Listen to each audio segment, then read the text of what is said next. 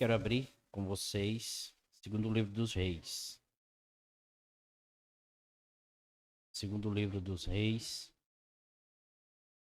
capítulo 19.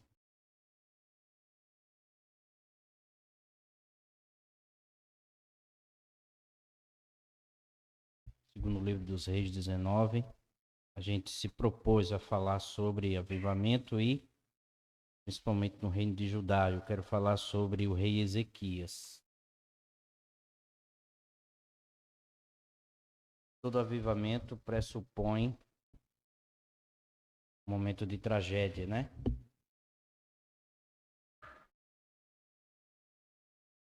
O rei Ezequias, ele foi um rei que viveu no caminho do Senhor. Buscou o Senhor e foi um grande reformador. Não iremos ler um texto agora. Eu darei somente as introduções aqui necessárias. Depois a gente vai acompanhando o texto, nos versos que eu direi a vocês. Eu quero falar sobre uma oração que glorifica a Deus, que exalta o Senhor e restaura o povo de Deus. Nós precisamos entender que avivamento, ele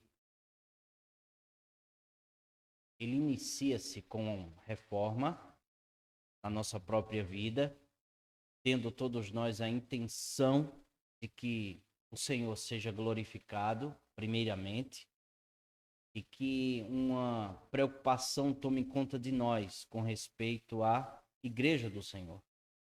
Como nós temos andado, como nós temos caminhado, se está de acordo com os parâmetros bíblicos ou não. Mas antes eu quero orar, certo? Fechar os olhos e orar, pedir a graça de Deus. Senhor, Tu és santo, Tu és Deus, Senhor Redentor. O Senhor nos batizou com o Espírito Santo. E somos os Teus filhos. E o amor do Senhor é visto em nós. Estamos aqui é porque o Senhor nos chamou. Nos chamou a Cristo primeiro. E nos chamou para estarmos juntos em oração. Que o Senhor nos ajude, que o texto fale ao nosso coração, quebrante o nosso coração, e que haja no meio de nós um avivar, segundo as Escrituras, no nome de Jesus. Amém e amém. Meus irmãos, toda oração, ela gera bênçãos. Bênçãos que eu e vocês precisamos. Nós precisamos das bênçãos do Senhor. Precisamos da boa mão de Deus em nossa própria vida.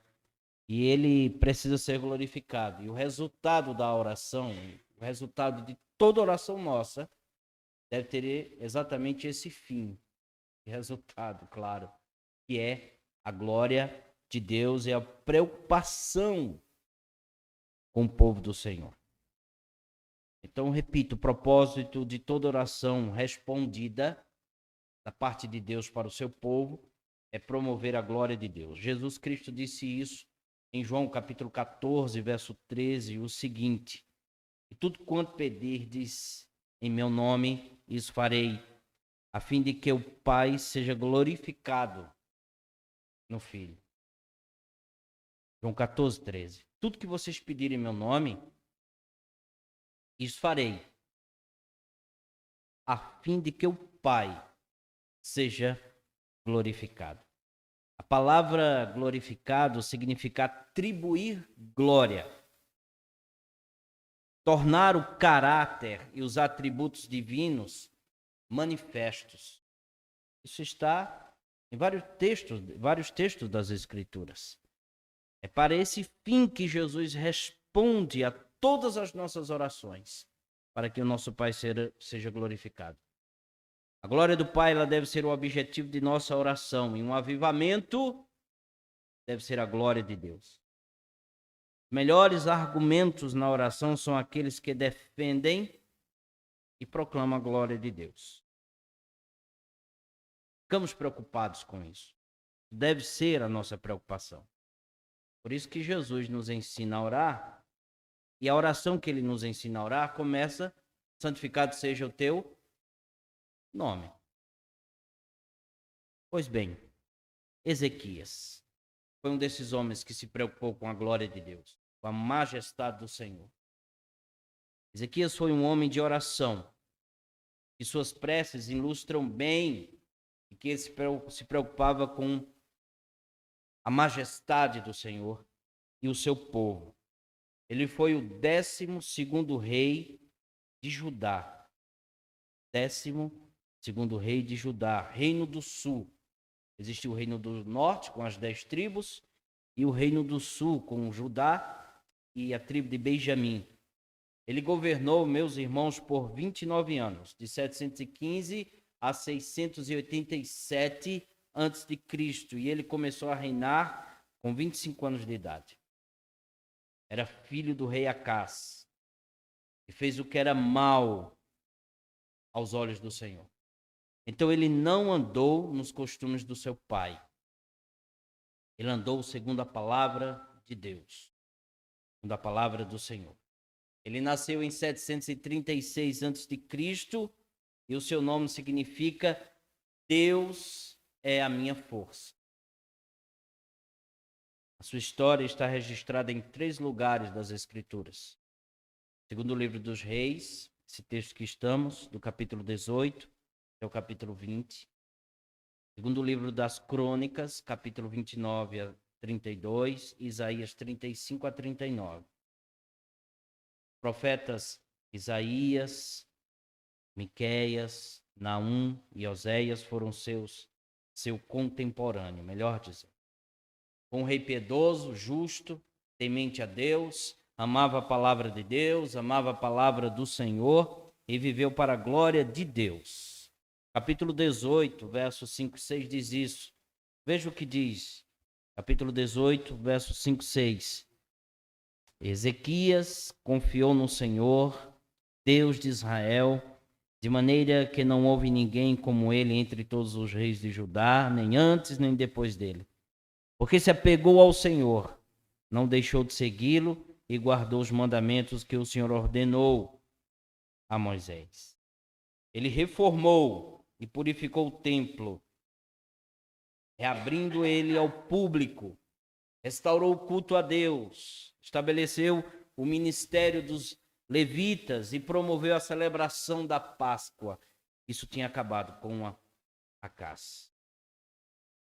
Ele destruiu os altares de idolatria que existiam e despedaçou a serpente de bronze fabricada por Moisés, porque o povo já estava idolatrando. Já era objeto de adoração. Segundo o livro dos Reis, 18, verso 4. Para que a gente possa embasar esse conceito de que Deus é glorificado na oração, dependendo do propósito de cada um, e esse deve ser o nosso propósito, eu quero ver essa oração de Ezequias no capítulo 19, do verso 14 ao 19. A oração de Ezequias, bem conhecida nossa, né? Vamos ler? Eu vou ler e a igreja acompanha. Eu estou lendo na NAA. Diz assim: Ezequias recebeu a carta das mãos dos mensageiros e a leu. Então Ezequias subiu à casa do Senhor e estendeu a carta diante do Senhor. Ezequias orou diante do Senhor, dizendo: Ó Senhor Deus de Israel, que estás entronizado acima dos querubins, somente tu és Deus de todos os reinos da terra. Tu fizeste os céus e a terra. Inclina ao Senhor os ouvidos e ouve. Abre, Senhor, os olhos e vê.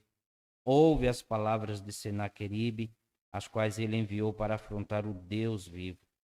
É verdade, Senhor, que os reis da Assíria assolaram todas as nações e suas terras, e lançaram no fogo os deuses deles, porque não eram deuses, mas objetos de madeira e pedra, feitos por mãos humanas. Por isso os destruíram.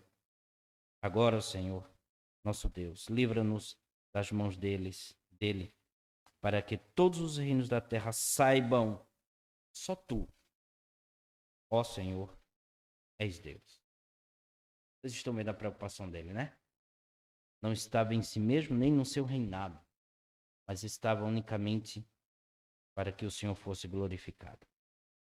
Então, a primeira coisa que um avivamento inicia é o seu antecedente. A desgraça em que se vive. E não é diferente aqui. Aqui existia uma situação na vida do rei Ezequias que não podia ser solucionada por mão humana.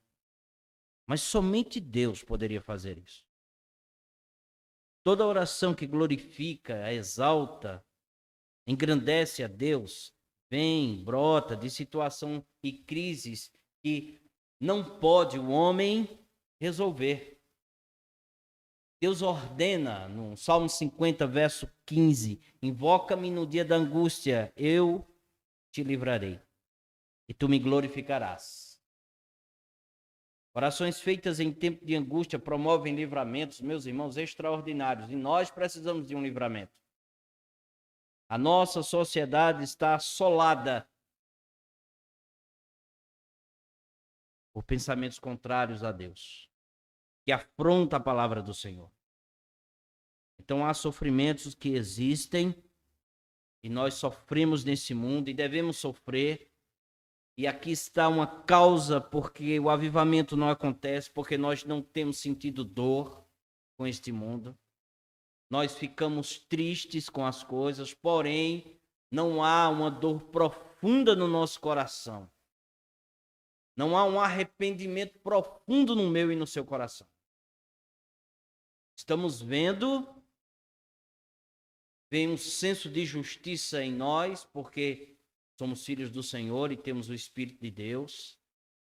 Tentamos combater, muitas vezes sem êxito, porque não há um quebrantamento nos nossos corações.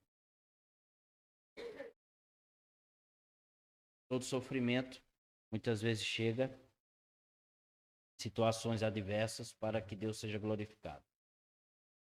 A situação que nós estamos é realmente para que Deus seja glorificado. Então nós devemos clamar ao Senhor.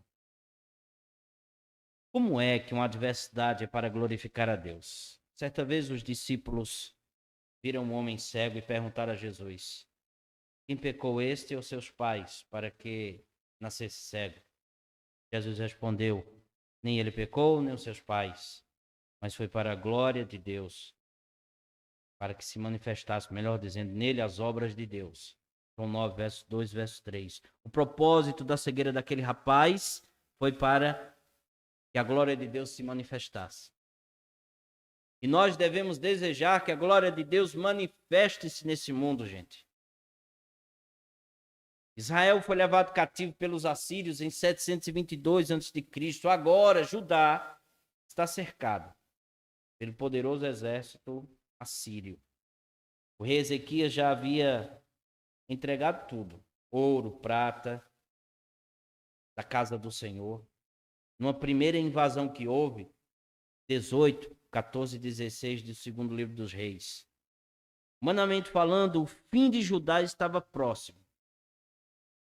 Absaque, um dos 3 generais, discursa para os 3 enviados de Judá, engrandecendo o rei Senaqueribe, afrontando Deus de Israel, desmoralizando o rei Ezequias e pedindo que o povo se rendesse. Rendam-se.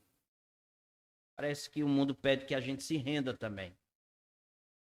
Depois o rei da Síria envia uma carta a Ezequias com os seguintes dizeres, verso 10 a 13.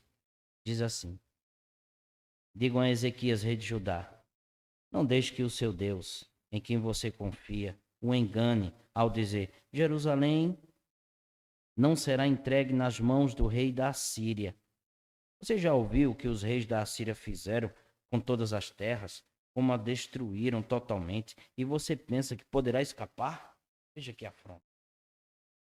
Será que os deuses das nações livraram os povos que os meus pais destruíram? Gozã, Harã e Rezef e os filhos de Éden, que estavam em Telassar. Onde está o rei Amate, o rei de Arpade, o rei da cidade de Seravaim, de Rena e de Iva? Onde está? Foram todos destruídos. Será que Jerusalém também não será destruída? Ezequias está sob grande pressão. Ele está encurralado, sem saída. É nessa situação, meus irmãos, que nós vivemos encurralados, que Deus pode agir. Deus pode trazer um avivamento. Deus pode trazer uma transformação em nossa igreja, nossa cidade, nosso bairro, nossa rua. O problema é algo quando você e eu realizamos e a gente se sai dela. Mas existem dificuldades que não dá. Eu e você não conseguem. A única alternativa é o Senhor. E vocês acham que nós podemos mudar alguma coisa na nossa nação? Só Deus pode mudar. Ezequias não se rende ao problema, mas ele quebranta-se diante do Senhor e diante de Deus. Então eu quero ver alguns pontos com vocês. Ezequias aprende uma lição. Ele não rende-se às dificuldades, nem aos problemas. Todos nós precisamos aprender isso. Se a gente ceder diante das dificuldades, elas irão retornar. Cabe a mim e a vocês nos ajoelharmos e suplicarmos a bênção do Senhor. Primeira coisa aqui. A oração que glorifica o Senhor, o nosso Deus, exalta o seu nome, tem conteúdo. Eu sempre bati nisso, em todos os lugares, pela graça de Deus que eu fui. Vocês já pararam para pensar o conteúdo das nossas orações? Quando sempre nos é pedido por alguma enfermidade, por algo na justiça. Isso é errado, pastor, pedir? Não. Devemos pedir? Devemos. Devemos orar uns pelos outros? Devemos. Mas nós precisamos entender que, em primeiro lugar, devemos olhar para a glória de Deus nesse mundo. E como está a situação da igreja. A oração é dirigida a Deus e deve ser expressa por quem Deus é, gente. Veja o conteúdo da oração dele, verso 14. Diz o seguinte: Ezequias recebeu a carta das mãos dos mensageiros e a leu. Então Ezequias subiu à casa do Senhor e estendeu a carta diante do Senhor. Ezequias ora na casa do Senhor, na casa de Deus. Local, símbolo da presença de Deus. Porque ela é a casa de oração, já disse o profeta Isaías. Então ele estende a carta perante o Senhor, expressando uma grande dor pelo ultraje que o povo de Deus e o próprio Deus tinha recebido. Alguém já disse o seguinte: Ezequias não deseja simplesmente informar a Deus do documento ofensivo. Ele já sabia. Ele põe diante de Deus em sua inteireza, como dizendo o seguinte: com toda certeza, isso não pode ficar sem resposta. Ele abre a carta assim diante do Senhor e diz o seguinte: Senhor, isso não pode ficar sem resposta. Afrontaram o Senhor, afrontaram o vosso povo. Então ele se dirige a Deus e o Deus da igreja. O Deus que tem todos nós como seus filhos. Por isso que ele começa dizendo: ó Senhor, Deus de Israel. Verso 15. Deus é Deus de todos os povos. Todos os reis estão em suas mãos, como disse o pastor, porque é bíblico. Mas ele é Deus, Pai dos seus escolhidos, que somos nós. Nós somos o povo que chama ele pelo nome. Nós somos a herança do Senhor. Nós somos a igreja do Deus vivo. Somos habitados por ele, porque o Espírito Santo habita em nós. Somos o seu rebanho. Somos os seus filhos. Somos corpo de Cristo. Deus criou o seu povo para a glória dele. Isaías disse: a todos os que são chamados pelo meu nome, os que criei para a minha glória e que formei e o fiz. Isaías 43, 7. Fomos abençoados, privilegiados. Foi o que estudamos domingo. Povo exclusivo seu. Para termos intimidade com ele. Por isso que Ezequias diz: somos o povo do Senhor. Uma vez que somos o povo do Senhor, recorramos a ele. Busquemos o Senhor. Mas ele também, nesse conteúdo, ele reconhece Deus como Rei e Senhor. Veja o verso 15 ainda. Somente tu és o Deus de todos os reinos da terra, tu fizeste o céu e a terra. O Senhor é Rei, não Senaqueribe. Nós temos um Rei. Devemos submissão a todos os reis da terra. Porém, mais submissão ainda, foi isso que falamos, ao Rei dos Reis, Senhor dos Senhores. Ele reina sobre todos os povos e todas as nações. Ele é o soberano, ele muda tempo, muda situações, adversidades, porque o reino está em suas mãos.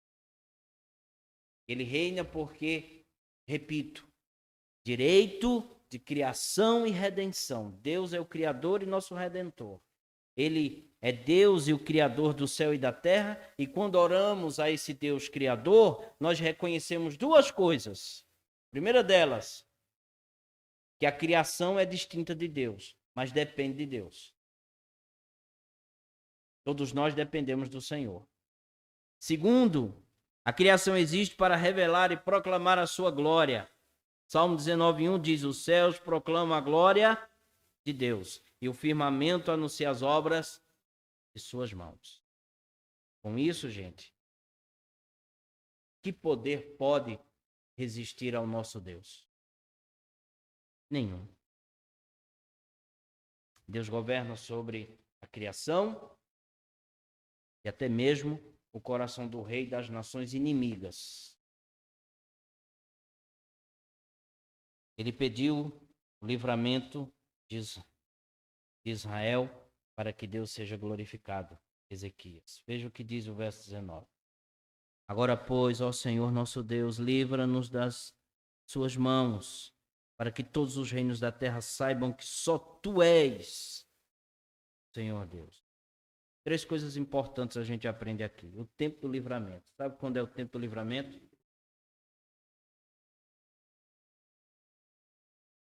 Agora. É assim que começa o texto? Agora, pois.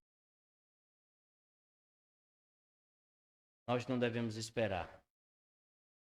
É urgente um avivamento no meio de nós. Devemos ter pressa para que Deus nos visite. Somos ameaçados constantemente. Embora determinados governos hoje em dia se façam amigo de todos, seja ele qual for, estou falando de A e de B, seja ele qual for, muitos deles são inimigos do Senhor. E nós somos enredados muitas vezes. Segunda coisa, o autor do livramento. Senhor, nosso Deus. Veja que ele usa pronome possessivo, né? Nosso. Nós. Para contrastar os deuses deles. Deus único, Criador e Redentor é nosso, meus irmãos. Nosso. Salvador nosso. Criador nosso. E Ele pode agir para nos abençoar. Porque Ele é poderoso para isso. A vitória sobre os assírios significava que Deus era um Deus verdadeiro. Terceira coisa, qual o propósito do livramento? Para que todos os reinos da terra saibam que só Tu és o nosso Deus. Veja que Ele não diz, livra-nos, Senhor, eu estou arruinado. Nós precisamos de Ti, claro que precisava. Mas o propósito é saber que só Tu és Deus. Vocês estão vendo a intenção do coração, gente? Vocês prestaram atenção como nós estamos distantes disso? Eu tenho que olhar para a glória do Senhor, para a beleza da sua santidade, para o seu caráter, a natureza, a reputação de Deus. São propósito do livramento. Depois disso, a gente pode olhar para uma intervenção divina. Ele coloca a sua mão. O profeta Isaías leva uma resposta confortadora para o rei Ezequias. Verso 20 diz: Então Isaías, filho de Amós, mandou dizer a Ezequias: Assim diz o Senhor, o Deus de Israel, quanto ao que me pediste acerca de Senaqueribe, rei da Assíria, eu te ouvi. Que conforto, né, gente? Eu te ouvi. A resposta de Deus tem duas promessas. Vocês prestaram atenção? Senaqueribe será punido por causa do seu orgulho e afronta contra Deus e Judá. E esta é a palavra que o Senhor falou a respeito dele. A virgem, verso 21, filha de Sião, despreza e zomba de ti. A filha de Jerusalém meneia a cabeça por detrás de ti. Alguém comentou o seguinte: o rei assírio pensava que ele era o terror para Jerusalém, tal como uma virgem é ameaçada por um estuprador. Deus ri deles. Deus ri de quem zomba do povo de Deus. Por isso que devemos suplicar para que Deus venha ao nosso encontro. E que esta terra, esta nossa nação veja e perceba que Deus é maior do que tudo e todos. Que a gente encontre nele força para pregar a sua palavra. Ele é o pai protetor da sua filha, Jerusalém, de Israel, sua igreja. Todos nós. Verso 16 diz: a quem afrontaste e de quem blasfemaste? Contra quem alcançaste a voz e arrogantemente ergueste os olhos? Contra o santo de Israel. Ninguém que provoca o Senhor ficará impune, gente. Ninguém. O título Santo de Israel, ele aparece 27 vezes no livro de Isaías e mais 5 vezes no Antigo Testamento. Todo pecado é uma afronta à santidade de Deus, tudo. O orgulho é o pior dos pecados, porque é a raiz de todos os outros. Deus revela aqui 3 verdades que Senaqueribe não sabia porque estava cego pela soberba, pelo orgulho. Primeiro, Deus é quem planeja e permite tudo o que o rei executava. Está aí no verso 25. Veja o que diz, verso 25. 19, 25, não é isso? É. Por acaso você não ouviu que há muito tempo eu, o Senhor, determinei estas coisas e que já desde os dias remotos as tinha planejado? Agora eu as faço acontecer. Eu quis que você reduzisse a montões de ruínas as cidades fortificadas. Segundo, Deus conhecia todas as suas ações e emoções. Está no verso 27. Deus conhece nosso interior e nosso exterior. Deus castigaria a arrogância do seu coração, de Senaqueribe. Deus o faria voltar pelo caminho que ele veio, desmoralizado. Está aí no verso 28. Então ninguém zomba do nosso Deus, ninguém zomba do nosso Senhor. E se existe governantes que está zombando e povo que está zombando, nós precisamos exatamente fazer o que Ezequias fez, nos ajoelharmos diante do Senhor e pedir que Deus seja glorificado, exaltado para todo sempre. Jerusalém será poupada e abençoada. Está do verso 29 até o verso 34. Então Deus, ele sinaliza para o seu povo uma promessa. Veja o que diz o verso 29. Isto será o sinal para você, rei Ezequias. Neste ano se comerá o que nascer espontaneamente. E no segundo ano, e daí proceder. Mas no terceiro ano, semeiem e colham, plantem vinhas e comam os seus frutos. Ele seria liberto e poderia comer naquele mesmo ano. Deus abençoe a nossa terra. Abençoe a nossa nação. No avivamento acontece isso. Existem relatos onde Deus visitou, não somente pessoas foram transformadas, mas a própria terra.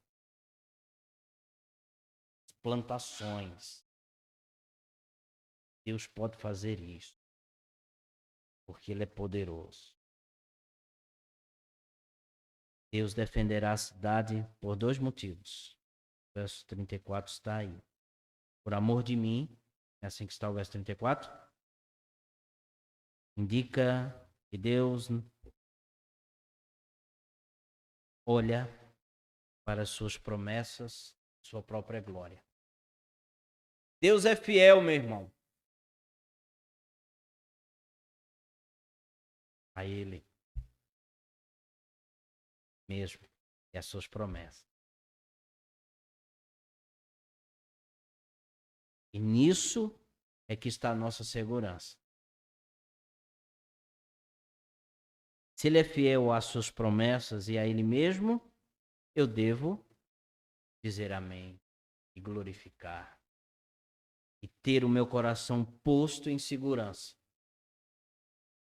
Porque se Ele fosse fiel a nós, misericórdia. Mas Ele é fiel à aliança. Por isso que Ele diz o seguinte, veja. Por amor de mim, e depois Ele diz, por amor do meu servo Davi. Quando diz por amor do meu servo Davi, indica que Deus é fiel à aliança que Ele fez a Davi. Não é pelos méritos de Davi. E vocês sabem os méritos de Davi. Mas é fiel à aliança que Ele fez com Davi, onde chegaria o Rei dos Reis e o Senhor dos Senhores. Foi de Davi que veio o nosso Cristo e Senhor. Então Deus faz o que prometeu. Depois de comunicar a resposta da oração de Ezequias, Deus vai executar aquilo que ele respondeu. A execução acompanha a comunicação da resposta que ele dá. 2 execuções. Primeiro, Deus destrói o exército da Síria, verso 35. Quando ele destrói? Vamos ler o verso 35? Veja. Naquela mesma noite, o anjo do Senhor saiu e matou 185.000 homens no arraial dos assírios. De manhã, quando os restantes se levantaram, lá estavam todos aqueles cadáveres. Deus destrói o exército da Síria. Quando, gente? Naquela mesma noite. Vocês podem visitar a gente nessa mesma noite? Pode não, gente? Quem destruiu esse exército? O anjo do Senhor. Não vai aparecer, não. O que foi que ele feriu? Os soldados. E os matou. Onde? No arraial dos assírios. Quantos? 185.000. Jerusalém foi liberta de uma intervenção milagrosa de Deus. Esse é o nosso Deus. Deus que faz milagres. Nós somos reformados, mas cremos num Deus de milagres. Que realiza e faz. Ele pode nos visitar e encher essa igreja de gente convertida. Não com arrogância, mas que seja a partir de nós. Que Deus visite todos nós. Deus derrame sua graça, o seu amor sobre as nossas vidas. Vamos crer que Deus faz e Ele faz, meus irmãos. Vamos orar, pedir a graça do Senhor. Deus, obrigado pela tua palavra. Obrigado, Senhor, pelo teu povo, tua igreja. Obrigado pela ação do Senhor na vida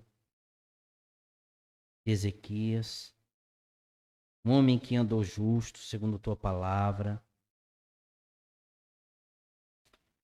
segundo os teus mandamentos. Obrigado, Deus, por tudo. Cremos que o Senhor pode fazer de novo, nos visitar, restaurar, reformar. Obrigado porque o Senhor tem nos dado pastores reformados. Vem nos encher com teu Espírito Santo. Abençoa esse teu povo que reúne-se aqui. Visita todos nós. Que esta cidade conheça o teu evangelho, o poder do teu evangelho. Venha sobre a vida do nosso pastor, da sua esposa. Derrama a tua graça sobre nós. Que os presbíteros sejam visitados pelo Senhor. Que possamos ser instrumentos para conduzir o rebanho do Senhor, segundo a tua palavra. Obrigado porque o Senhor nos tem dado a tua palavra. Obrigado, Deus. Isso é graça do Senhor. Assim oramos em nome de Jesus. Amém.